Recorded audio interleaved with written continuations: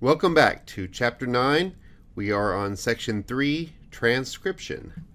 By the end of this section, you will be able to explain the central dogma, explain the main steps of transcription, describe how eukaryotic mRNA is processed.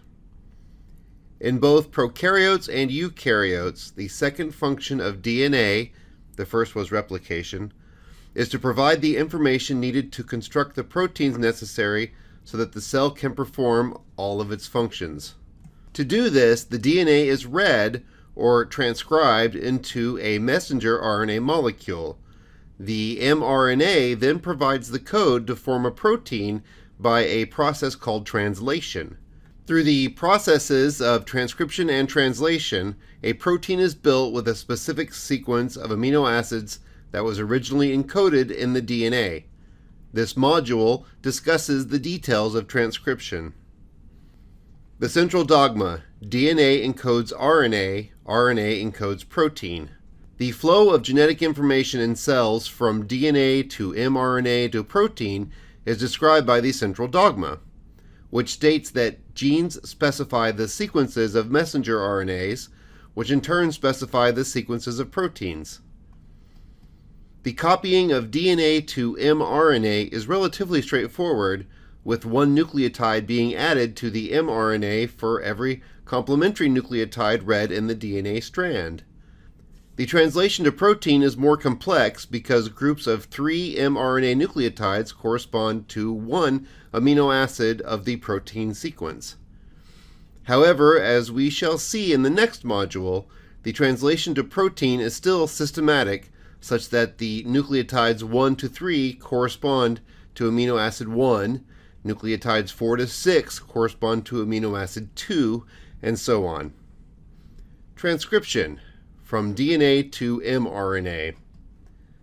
Both prokaryotes and eukaryotes perform fundamentally the same process of transcription, with the important difference of the membrane-bound nucleus in eukaryotes.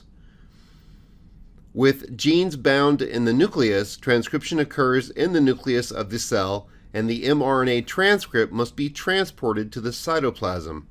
The prokaryotes, which include bacteria and archaea, lack membrane-bound nuclei and other organelles, and transcription occurs in the cytoplasm of the cell. In both prokaryotes and eukaryotes, transcription occurs in 3 main stages: initiation, elongation, and termination. Initiation. Transcription requires the DNA double helix to partially unwind in the region of mRNA synthesis. The region of unwinding is called a transcription bubble. The DNA sequence onto which the proteins and enzymes involved in transcription bind to initiate the process is called a promoter. In most cases, promoters exist upstream of the genes they regulate.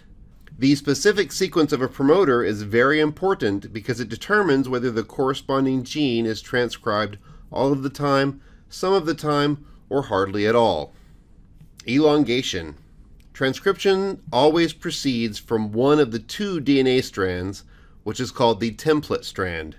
The mRNA product is complementary to the template strand and is almost identical to the other DNA strand, called the non-template strand, with the exception that the RNA contains a uracil in place of the thymine found in DNA.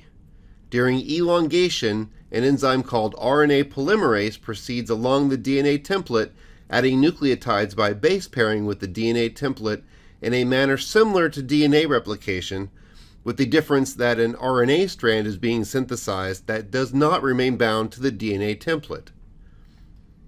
As elongation proceeds, the DNA is continuously unwound ahead of the core enzyme and rewound behind it.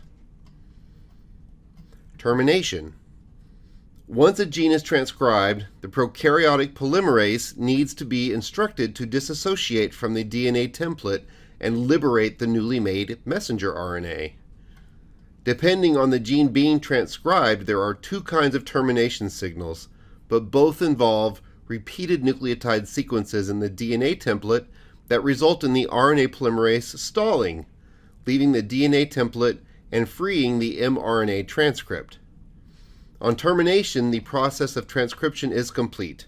In prokaryotic cells, by the time termination occurs, the transcript would have been used to partially synthesize numerous copies of the encoded protein because these processes can occur concurrently using multiple ribosomes, polyribosomes.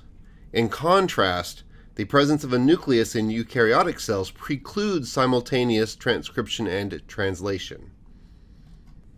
Eukaryotic RNA processing.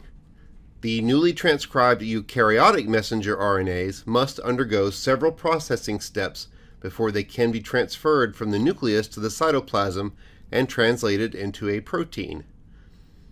The additional steps involved in eukaryotic mRNA maturation create a molecule that is much more stable than a prokaryotic mRNA. For example, eukaryotic mRNAs last for several hours, whereas the typical prokaryotic mRNA lasts no more than 5 seconds. The mRNA transcript is first coded in RNA stabilizing proteins to prevent it from degrading while it is processed and exported out of the nucleus. This occurs while the pre-mRNA is still being synthesized by adding a special nucleotide cap to the 5' end of the growing transcript. In addition to preventing degradation, factors involved in protein synthesis recognize the cap to help initiate translation by ribosomes. Once elongation is complete, an enzyme then adds a string of approximately 200 adenine residues to the 3' end, called the poly-A tail. This modification further protects the pre-mRNA from degradation and signals to cellular factors that the transcript needs to be exported to the cytoplasm. Eukaryotic genes are composed of protein-coding sequences called exons. Exon signifies that they are expressed, and intervening sequences called introns. Intron denotes their intervening role. Introns are removed from the pre-mRNA during processing. Intron sequences in mRNA do not encode functional proteins. It is essential that all of the pre-mRNA's introns be completely and precisely removed before protein synthesis so that the exons join together to code for the correct amino acids. If the process errs by even a single nucleotide, the sequence of the rejoined exons would be shifted and the resulting protein would be non-functional. The process of removing introns and reconnecting exons is called splicing. Introns are removed and degraded while the pre-mRNA is still in the nucleus. And that brings us to the end of Section 3, Transcription. Join me next time for Section 4, Translation.